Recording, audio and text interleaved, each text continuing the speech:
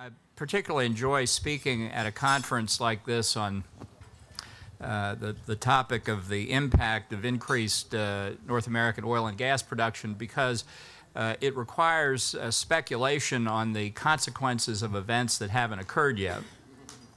And that means that there's no way anybody here can prove wrong anything I say. And if it turns out that my predictions are wrong, you will have forgotten I said them by the time that they take place. So it really is a delight. But to me, the most important lesson to take away from what you're hearing, what you've heard already, what you'll hear from other speakers as well, is that there's no subject, I think, better than energy that ties together the linkages between domestic policy in the United States and foreign policy, that the consequences of the policies we pursue in the energy field in the United States and the policies we pursue internationally have an enormous impact on our country here at home and around the world. Now, back in the day, not too long ago, this would have been an utterly inconsequential point to make. But I think we have suffered in this country, generally speaking, over the past 20 years in the aftermath of the Cold War, and particularly in the last 5 years, from a blindness to the interrelationship between domestic economic policy and foreign policy. And particularly in the last 5 years, where foreign and defense issues have all been driven off the radar screen of the national political debate, where the saliency of national security generally has declined to levels not seen since before World War II, it's important to understand that ignoring international challenges and threats and opportunities doesn't make them go away. It simply makes them harder to deal with or harder to take advantage of when they finally materialize. And energy is the perfect example. So the question really for the United States is what possible reasons are there? What possible reasons are there not to encourage or at least have the government get out of the way of increased domestic oil and natural gas production? And beyond that, in North America as a whole, with what is happening in Canada and the extraordinary changes that have occurred in Mexico, opening up possibilities in those countries as well. And it's hard for me to see any serious argument why we shouldn't be getting out of the way of increased oil and gas production across the North American continent, recognizing that at least in the short term, the bulk of the natural gas that we produce will be consumed in North America. The oil produced will be available for export if we could repeal the statutory restrictions on export. That's more of a short-term distinction than a long-term distinction, but you'll see it has significance in some of the international aspects that I'll talk about shortly. It seems to me that the economic benefits for the United States are very clear. Just in the first instance, that in this country we create significant new jobs in the extraction, transportation, and refining aspects of actually producing the oil and gas. Now, that seems to me in an essentially non-remarkable recovery from the financial crisis of 2008, a source of job creation would be heralded by everybody as an important step forward. And I think it's widely heralded. It's just not heralded in a place of about 16 acres in Washington that unfortunately controls much of our national policy. But there is a driving force that strongly believes in more jobs in those areas of extraction and transport and refining, and they're called labor unions, which see for their members an opportunity for job growth that they have not seen in decades. And it produces, I think, a very interesting political dynamic in this country. But in any event, the near-term consequences of job creation in those industries seems to me to be extraordinarily important. Second, by bringing new supply of oil and gas online, you at least raise the possibility of substantially lower cost of a key input of manufacturing, the cost of the energy required to do the manufacturing. At a minimum, you've got lower transportation cost if you're talking about oil and natural gas in North America. And by the way, on that subject, pipelines are a much lower cost form of transport than trains and trucks, also much more likely to explode in small towns in the American Midwest. There is, in my view, no serious argument about the Keystone XL pipeline, except in that same 16-acre patch of ground in Washington. And production here and Canada and Mexico eliminates the political risk premium that we pay for production in riskier areas of the world, like the Middle East. So it seems to me that there's inevitably an impact on the global price of oil and gas, although it's hard to predict. I think, as Jim Woolsey was saying, any antitrust lawyer will tell you that when you break a price-fixing cartel, there's no way necessarily to know what the price will be. You know that the cartel price is unrelated to the cost of production and profit, but you don't know how far it will fall. And you don't know how the cartel members necessarily will react when they see their cartel is about to be broken. But I think the return of the United States to being a net energy exporting country, by definition, will have the potential for price impact, and even being able to announce that we're pursuing a national policy that favors greater production will have a substantial impact as well. Now, where in domestic terms could the opposition to this come from?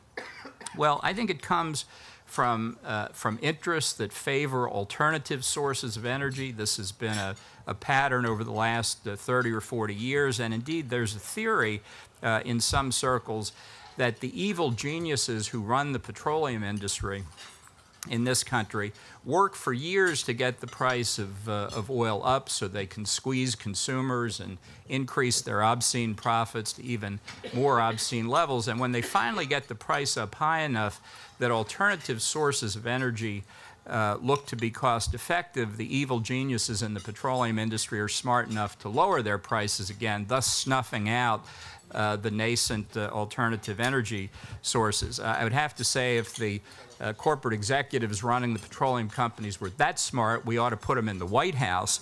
It just, unfortunately, that theory doesn't work. But it has been a theory that's motivated people. I remember in the late 1970s, Teddy Kennedy, among others, sponsored legislation in the Senate that would forbid large petroleum companies, as defined by the senator, from purchasing companies dealing with other forms of energy. His theory being that people who know something about energy should obviously not be allowed to get into other forms of energy because God knows what might happen. And there are those second group opposed who are worried about climate change. I think the argument about what the United States does in terms of production of hydrocarbons is utterly divorced from climate change. I'm prepared to believe there's anthropogenic global warming. I don't have the scientific background to refute it, but it's not anything that we're the principal cause of, and it's not anything that we've been able to get China and India, which are the principal causes of it, to agree that they're going to change, because they're not going to reduce their economic growth, and neither should we. The proposals that the advocates of climate change have produced are not because of global warming. If the problem in the world today were as it was when I was in college in the late 60s, and Time and Newsweek had covers called The Coming Ice Age, if the problem were global cooling rather than global warming, their solutions would be exactly the same, because their objective is not to prevent global warming, it's greater control over private markets. Now, there are other aspects of domestic energy production that are somewhat more indirect, but I think equally important. By definition, if we were exporting, it would have a significant impact on the current account balance of payments deficit. I think that could only be a plus for us. I think there would be an impact on the capital account balance of payments deficit as well. I think an energy producing and exporting America would be more attractive to foreign capital, bringing that capital into the country where they know they'd be close to reliable sources of power. And I think there'd be an extraordinary impact on federal government revenues, as Dave Petraeus said earlier, both in terms of increased royalties from extraction from federal lands and from the increased taxes. I hate to say this, but the increased taxes that a growing economy would produce. So this is, I think, these are the domestic aspects, and then the international aspects are potentially extraordinary. If we are, again, a major energy exporting country, it affects what happens in Europe, it affects what happens in the Middle East, and it affects what happens in Asia. Now, the Ukraine crisis, I think, demonstrates very clearly what happens when a country has leverage over another country by supplying oil and natural gas. You will remember, at least some of you will remember, that in the early 1980s, Ronald Reagan pleaded with the Europeans not to agree to a pipeline from Siberia to Western Europe. He tried to sanction the Europeans. It failed, and we see the consequences today. If America could export oil to Europe, which we could with relatively little economic difficulty, it would change the strategic advantage that Russia has. The export of liquefied natural gas would take longer because the facilities don't presently exist, but that possibility is there too. In Asia, instead of having Japan and South Korea and Taiwan and others dependent on the Middle East is their only source of oil, which has to go on tankers through the South China Sea, which the Chinese are rapidly transforming from international waterways into a Chinese lake. They could buy it from North America. And in fact, I would be happy to sell China oil and ultimately natural gas. Let's let them pay us for things instead of us paying them.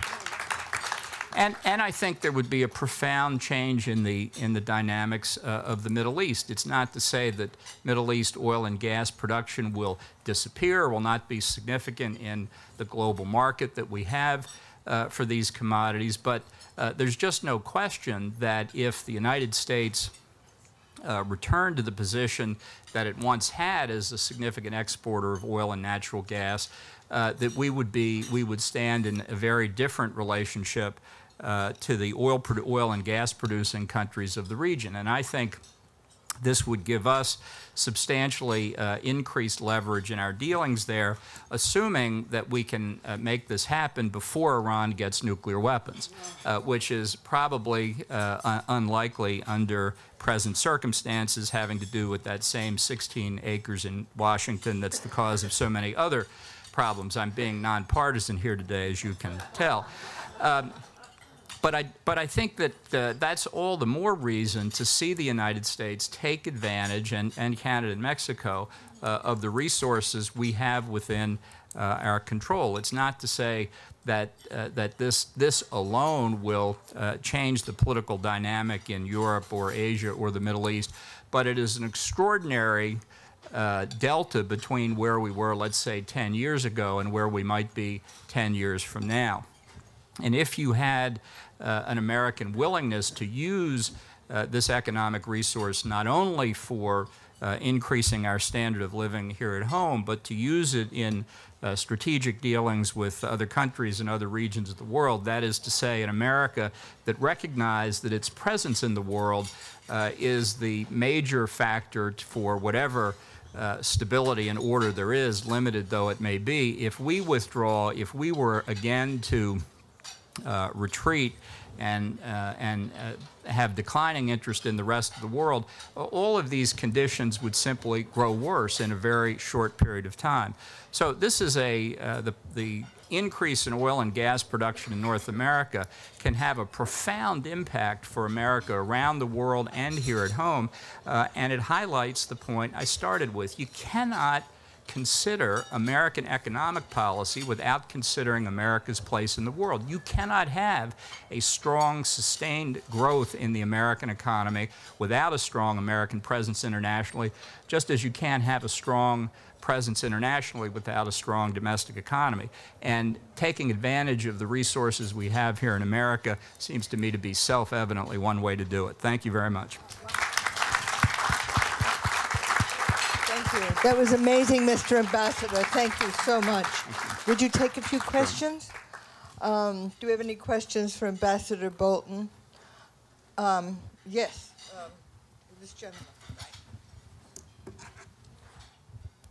Ambassador, since we're speculating and we won't know whether you're right or wrong until we forget what you said, I'm just curious if you'd comment on if some of these nifty things on energy independence happen here, are there risks to the United States as the destabilization from that flows through Russia, China, and the Mideast?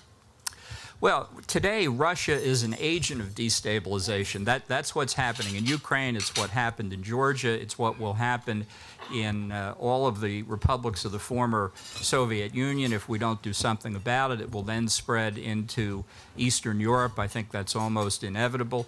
So I don't see how the instability that a changed posture for America would cause in some place like Russia can't be to our benefit.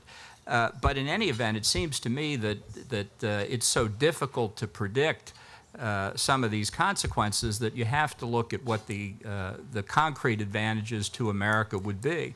And I'm prepared to risk instability, let's say in the Middle East, as opposed to what's going on there now, for example.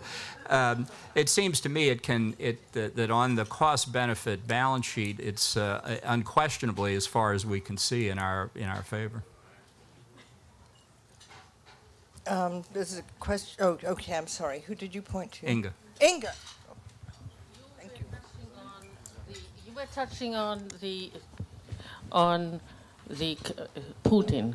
I think Putin obviously is trying to cut off its entire supply to Europe so that Germany, or people who, like most of the West, depends on the natural gas and the oil from Russia. I think Putin is trying to make, again, great Russia. He will go into Estonia, in these other two countries, and there will be no kind of where we are going to stop him. He will go there because they need the oil, they need the Russian money, they need everything. And why are we not kind of, I mean, I adore Angela Merkel, but she alone cannot do it. Europe is not doing anything. Yeah. Well, I think Putin announced in 2006, when he said that the greatest geostrategic catastrophe of the 20th century was the breakup of the Soviet Union, that clearly his intention was to reestablish Soviet hegemony within the space of the former Soviet Union. That's what he's been trying to do. I think Ukraine is obviously the big prize. He suffered a huge setback when the Ukrainians overthrew the Yanukovych government. But in roughly 3 months since then, he has succeeded in destabilizing the country. The United States is effectively absent from the field. The Europeans are unwilling to do much of anything. And not only has Putin's strategy been vindicated, something that none of us would have predicted, I think he would not have predicted 3 months ago, he now has an opportunity to put a dagger into NATO. There's a vicious cycle at work here. The Obama administration says, but the Europeans are reluctant to impose economic sanctions, therefore we can't do very much. The Europeans say, well, the United States isn't proposing severe economic sanctions, so why should we go out in front of them? And it feeds on this kind of conversation. You know, the way NATO works is we always drag the Europeans along. That's been true for 60-plus years. And it requires American leadership. And when you don't have a leader who's prepared to do it, whether it's on intermediate-range nuclear forces or cruise missiles or troop deployments or anything else you want to do now, including economic questions, it's not going to happen. And I think the interesting question is whether Putin is now bold enough in the next stage not to worry about the Central Asian republics, but whether he will focus on Estonia, Latvia, and Lithuania, where, let's face it, he's got 40% ethnic Russians in Estonia and Latvia, 25% in Lithuania. Even after admitting the Baltics to NATO, Russian cyber attacks on their information technology systems persisted, and he may think, and this is where a miscalculation makes it extraordinarily risky, that he can stir up the ethnic Russian populations there and effectively decouple the Baltics from NATO. I think it would be a hammer blow at the alliance itself, and I'm not sure that anybody believes that the president would do anything about it. I hope I'm wrong on that, but right now, all we've done are nickels and dimes, and Putin sees that. He's playing for much bigger stakes. Christine Williams, and then you, sir. This is a lady who's come from Canada. She's part of the government, and she's also part of the press there, and it's an honor to welcome Christine Williams, who's a brilliant author as well. Thank you. My question relates to party politics. First of all, I want to say that you're very popular in Canada. In some circles. Well, in the right circles. Right. When we go back to the first speaker that we had, General Petraeus, he made it very clear that there was a lot of hope in developing energy efficiency, many layers. You're looking at the Keystone Pipeline, fracking, as well as even drilling in Alaska. But the issue of party politics, a lot of promises are made during elections. A lot of follow-through is done based on those promises, and also the media holds politicians and decision-makers accountable. The resistance to the energy self-sufficiency is what troubles me the most. And for instance, when I look at Canada with the Keystone Pipeline, the natives in Canada, as you well know, are a huge stumbling block to this, because it's seen as, well, you're infringing on their territory, you're being racist, and not only that, you're taking advantage of the poor, of areas that you might be drilling, and this is what comes out during party politics. And this, to me, is the resistance that we're facing to every potential and hope that we're seeing. And my concern is, how do you intend, or how can the Republicans and even the people that we see in Canada that would agree to this even deal with this? Well, number one, for the Native Americans in Canada, I think, as in Alaska, there are ways to set up trust funds for them to get the benefit of the revenues generated by the oil produced there. My law firm, my old law firm 30 years ago, represented the Alaskan Native Americans and set up a number of these trust funds that are still in play today. But I think that in terms of party politics, we're having an election in November. This is an excellent issue to put in front of the people. And I think from a Republican perspective, I'd love to go to union areas and say, we're the ones who are producing jobs, we're the ones whose policies could do it, and instead of the media writing constantly about civil war within the Republican Party, let them write about the civil war between the unions and the environmentalists in the Democratic Party. I can't wait for that. Great. There's a gentleman over here. Afternoon, Ambassador. My name is Boris Epstein. Thank you for a great talk. A question going back up to the Russia situation. So we're looking at a failure of NATO in the Ukraine, and likely failure if there is a move into the Baltic states. Structural failure of the UN and the Security Council, but just due to the fact that there's nothing new there. Nothing new there, right? So the question is, as we're looking at, again, the continued failures of international organizations, are we staring at a sort of Hobbesian state of a free-for-all on the international arena where there may be regional hegemons, but it's effectively impossible for the world to come together behind one or two hegemons and stare off one against another? Well, I think it's almost inevitable if the United States voluntarily or otherwise withdraws from the world scene, that there are only two possibilities. Either an alternative hegemon steps in, and nobody's going to be as benign as we are, especially to ourselves, or two, you will have anarchy, and or at least in degrees. And the relative stability we have doesn't exist by accident. It's very hard to prove, and it's certainly inadequate. It's nothing like real stability, but by whatever measure you want, the strength of the United States, its system of alliances, its nuclear deterrent over time has provided what has permitted this globalization in trade, finance, commerce, communications, travel that we've had since World War II. I think that, the threat we see to NATO right now is a very real threat. You know, we have built this alliance up over 6 decades, and to see it in the disarray it's in now is very troubling, because it's going to be hard, if not impossible, to put it together again if the need arises. So I would be happy to have a debate in the political arena about what America's proper place in the world is. I think America believes in a strong America, in peace through strength. I think it's a gut feeling across the board, and I think that position would prevail. Now, I may be wrong. It may be America really does want to be weak. But if that position were to prevail after a full debate, how would it be different than what it is today? That's the problem. I'm prepared to have a debate any time on this issue. I just wish we had political leaders who would lead the debate. Thank you very much. Thank you so much, Mr. Ambassador.